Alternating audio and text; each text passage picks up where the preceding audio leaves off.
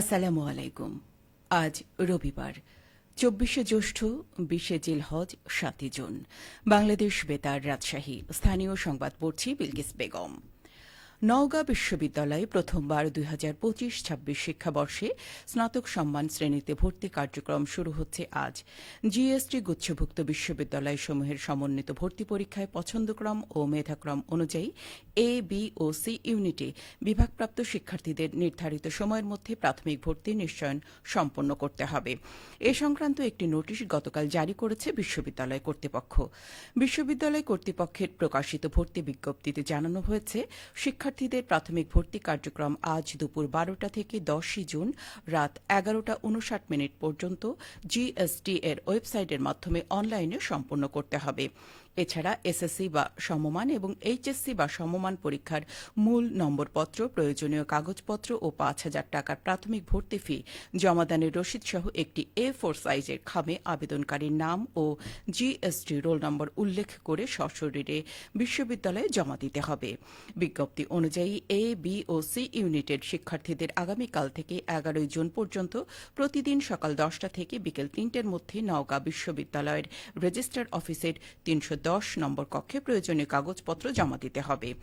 প্রয়োজনীয় কাগজপত্র জমা দেওয়ার পর সংশ্লিষ্ট ইউনিট সমন্বয়কারীর স্বাক্ষর ও সিলযুক্ত অ্যাকনলেজমেন্ট স্লিপ বা জমাদানের রসিদ সংগ্রহ করতে হবে। পরবর্তীতে মূল নম্বরপত্র ফেরত নেওয়ার সময় এই রসিদ প্রদর্শন করতে হবে। শহীদ রাষ্ট্রপতি জিয়াউর রহমানের ৪৫তম শাহাদত বার্ষিকী উপলক্ষে সিরাজগঞ্জে জিয়া পরিষদ সোনালী ব্যাংক পিএলসি শাখার জেলা কমিটির আয়োজনে আলোচনা সভা, দোয়া মাহফিল, ব্লাড গ্রুপ নির্ণয় ও বৃক্ষরোপণ কর্মসূচি অনুষ্ঠিত হয়েছে। গতকাল সোনালী ব্যাংক পিএলসি সিরাজগঞ্জ শাখায় এই আলোচনা সভা ও দোয়া মাহফিল অনুষ্ঠিত হয়। অনুষ্ঠানে প্রধান অতিথি ছিলেন সিরাজগঞ্জ জেলা বিএনপির সভাপতি ও সাবেক সংসদ সদস্য রুমানা মাহমুদ। প্রধান অতিথির বক্তব্যে তিনি বলেন, শহীদ রাষ্ট্রপতি জিয়াউর রহমান ছিলেন বাংলাদেশের স্বাধীনতা, সার্বভৌমত্ব ও গণতন্ত্রের অন্যতম রূপকার।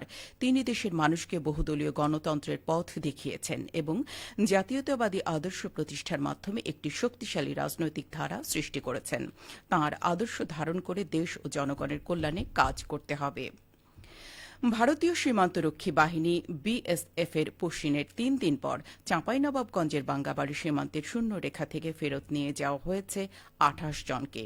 গতকাল এক প্রেস বিজ্ঞপ্তিতে জানিয়েছে বিজিবি। ১৬ বর্ডার গার্ড ব্যাটালিয়নের অধিনায়ক লেফটেন্যান্ট কর্নেল আরিফুল ইসলাম মাসুম জানান, ভারতীয় ১২ বিএসএফ ব্যাটালিয়ন কর্তৃক ২৮ জন ব্যক্তিকে বাংলাদেশে পুশিনের চেষ্টা প্রতিহত করা হয়েছে। অবৈধ অনুপ্রবেশ বা পুশিন বাংলাদেশের জন্য গ্রহণযোগ্য নয়। বিজিবি দেশের সার্বভৌমত্ব ও সীমান্ত নিরাপত্তা রক্ষায় যে কোনো ধরনের অবৈধ কার্যক্রম কঠোরভাবে প্রতিহত করবে বলে জানান তিনি। নিজ পরিবেশ পরিচ্ছন্ন করি, ডেঙ্গু মুক্ত বাংলাদেশ করি, এই স্লোগানকে সামনে রেখে চাঁপাইনবাবগঞ্জে ডেঙ্গু সচেতনতামূলক র্যালি অনুষ্ঠিত হয়েছে। জেলা প্রশাসনের সহযোগিতায় গতকাল জেলা স্বাস্থ্য বিভাগ এই কর্মসূচির আয়োজন করে। জেলা প্রশাসকের কার্যালয়ের সামনে থেকে র্যালিটি বের হয়ে বিভিন্ন সড়ক প্রদক্ষিণ করে। র্যালিতে অংশগ্রহণ করেন জেলা প্রশাসক ও জেলা magistrate Abu Saleh Mohammad Musa, civil surgeon doctor AKM Shahabuddin, জেলা প্রশাসনের সহকারী কমিশনার ও এক্সিকিউটিভ ম্যাজিস্ট্রেট আজমাইন মাহতাব, ২৫০ শয্যা বিশিষ্ট চাঁপাইনবাবগঞ্জ জেলা হাসপাতালের আবাসিক medical officer doctor Mahbubur Rahman সহ অন্যান্যরা। এছাড়া নাচল ও শিবগঞ্জ উপজেলায় ডেঙ্গু সচেতনতায় র্যালি অনুষ্ঠিত হয়েছে। এদিকে নওগাঁয় ডেঙ্গু প্রতিরোধে জনসচেতনতা বৃদ্ধি এবং এডিস মশার বিস্তার রোধে সিভিল সার্জন কার্যালয় ও সদর আধুনিক হাসপাতালে উদ্যোগে পরিষ্কার পরিচ্ছন্নতা অভিযান সচেতনতামূলক কার্যক্রম বাস্তবায়ন করা হয়েছে। গতকাল নওগাঁ আধুনিক হাসপাতাল চত্বরে এই কর্মসূচির প্রধান অতিথি ছিলেন নওগাঁ সদর উপজেলা নির্বাহী কর্মকর্তা মোহাম্মদ শাহিন মাহমুদ। অনুষ্ঠানের শুরুতে একটি বর্ণাঢ্য র্যালি নওগাঁ সদর হাসপাতাল চত্বর প্রদক্ষিণ করেন। পরে অনুষ্ঠিত আলোচনা সভায় বক্তারা বলেন, ডেঙ্গু প্রতিরোধে সরকারি উদ্যোগের পাশাপাশি সাধারণ জনগণকেও সচেতন হতে হবে। এডিস মশার বংশবিস্তার রোধে বাসাবাড়ি ও আশেপাশের পরিবেশ পরিষ্কার রাখতে হবে এবং কোথাও যেন পানি জমে না থাকে সে বিষয়ে সবাইকে সতর্ক থাকতে হবে। নাটোরের সিংড়ায় উপজেলা প্রশাসন ও মৎস্য বিভাগের অভিযানে ৫৫টি নিষিদ্ধ চায়না দুয়ারি জাল জব্দ করা হয়েছে। পরে এসব জাল পুড়িয়ে ধ্বংস করা হয়। গতকাল উপজেলা নির্বাহী অফিসার আবদুল্লাহ আল রিফাতের নেতৃত্বে ভ্রাম্যমাণ আদালত উপজেলার শারদানগর ও হুলহুলিয়া বিলে অভিযান পরিচালনা করে। এ সময় জলাধার থেকে প্রায় 2.5 লাখ টাকা মূল্যমানের চায়না দুয়ারি জাল জব্দ করা হয়। পরে এসব জাল পুড়িয়ে ধ্বংস করা হয়।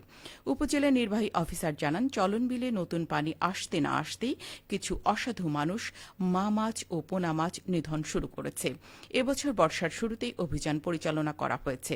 বিলের মাছ ও জীববৈচিত্র্য রক্ষায় এ ধরনের অভিযান অব্যাহত থাকবে।